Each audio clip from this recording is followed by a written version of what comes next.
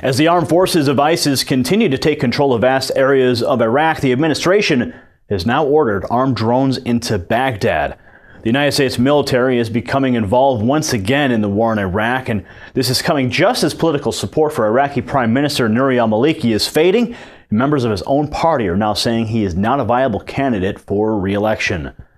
Jeffrey Phillips is an independent journalist writing on politics and current events. He's also the manager for Adam Kokesh at Adam versus the Man. He's our guest on the show today. He's here to talk to us about the war in Iraq, including the military escalation there. We'll discuss the goals of the different sides fighting there. We'll talk about how the war is changing life at home. Finally, we'll discuss the recent events at the Bundy Ranch in Nevada and talk about the future of government in the technological age. Welcome to the show, Jeffrey. How's it going, Gary? Jeffrey, thanks for coming on the program. Now, I understand now you're in the Los Angeles area, and you live near a drone facility. But going over to Iraq, what, in your opinion, does it mean that we're now escalating using drones and armed drones in Iraq? Well, it seems like from looking at the numbers on the funds that are going into these drone campaigns and building the drones, they're spending $12 billion to make a bunch, several hundred of these Reaper drones that are the big ones that are fully armed. And they're basically like, UAV F-16s. It's scary, to see us going back into Iraq after everything that we've been through, and seeing them starting to use, Obama's drone campaign over there is definitely alarming. So what do you think is going to be the result of these armed drones now flying over Baghdad? Do you believe that they're going to have to engage and provide real aerial support, or do you think that there is a sort of a show of force?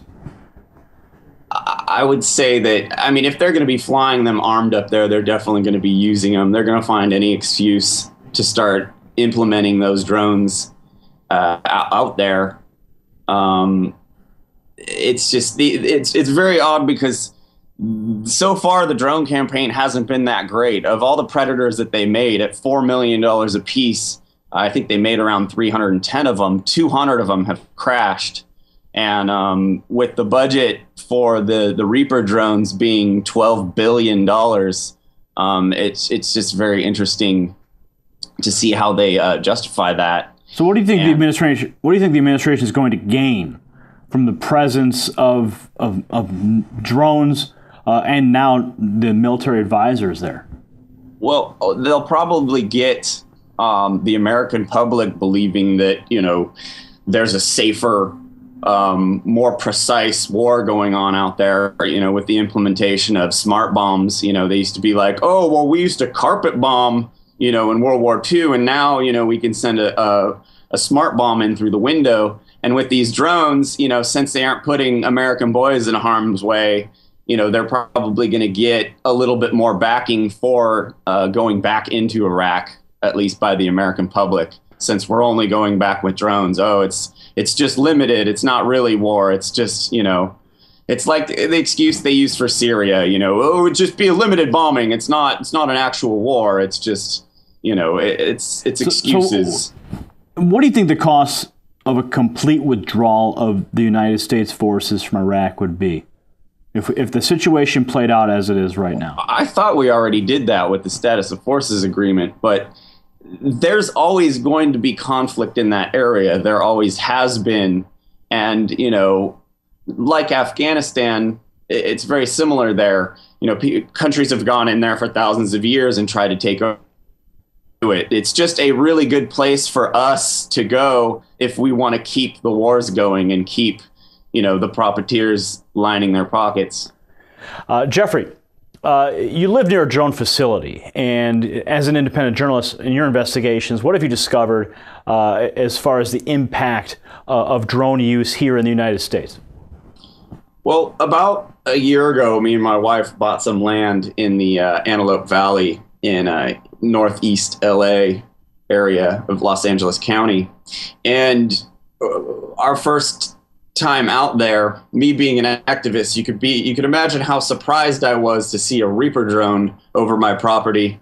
I actually put my son and my wife in the car and sent them away. It was a, in hindsight, pretty funny experience. But there's about 2 miles away, General Atomics has a facility on an old World War II base where they train the pilots, assemble, and test every single Reaper drone, and in the past, the whole Predator campaign. What is a Reaper drone capable of doing? Well, the Reaper drones are the bigger of the two. You can tell the difference. The Predator has its rear tail fins pointing down, and the Reapers are pointed up. And the Reapers are far bigger, but the Reapers can hold a arsenal where the old Predators could only keep a couple little rockets. A Reaper is a very versatile weapon, and they fly them day and night over my property.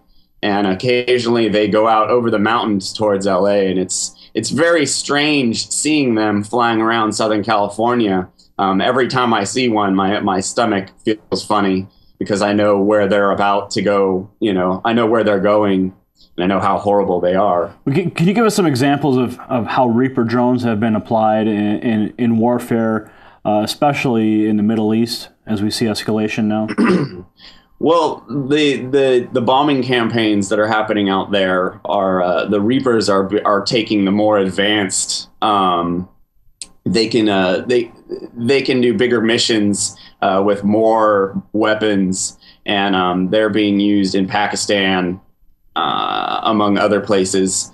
They're kind of phasing the Predator out, and in my opinion, it seems like they're going to be phasing basic fighters and bombers out too. The more of them they get. But so you believe that in the future of the United States Air Force is going to revolve almost exclusively around drone technology? I can't see it going any other way. With the new fighters we're making being total turkeys, the Raptor, and I don't know if you saw recently, one of the designers for the F-15 did an interview about our new fighters, and he said that they're all a joke, and they're just, they're massive money pits that are probably going to justify us converting everything over to drones, just because Well, is there any benefit? Predator drones around $4 million. Versus one of the F-85s or one of the newer fighters being like, hundreds of millions of dollars into the billions of dollars a piece. Is there any benefit for the Air Force of doing that? It sounds like there's a significant cost savings there. Yeah, I mean the Reapers are $16 million, and they can make them all day, and they don't have to, they don't lose a pilot when they go down. So they seem like a safer, cheaper, definitely more cowardly way of warfighting, in my opinion. It's blowback, really. It's the fact that we're sending remote control planes into countries we're not even at war with, and we're killing families and children with those drones. And if you're a part of those families, or if your child gets blown up by a drone from America, that makes you want to blow up America. It has nothing to do with terrorism or our freedom or anything like that. It's a very clear, like if you kill someone's kid, they're going to be upset and want to get back at us. So we're actually creating more quote unquote terrorists by using things like these drones in other countries that we're not even at war with. All right, Jeffrey, thank you for joining us on WHDT today. Thank you.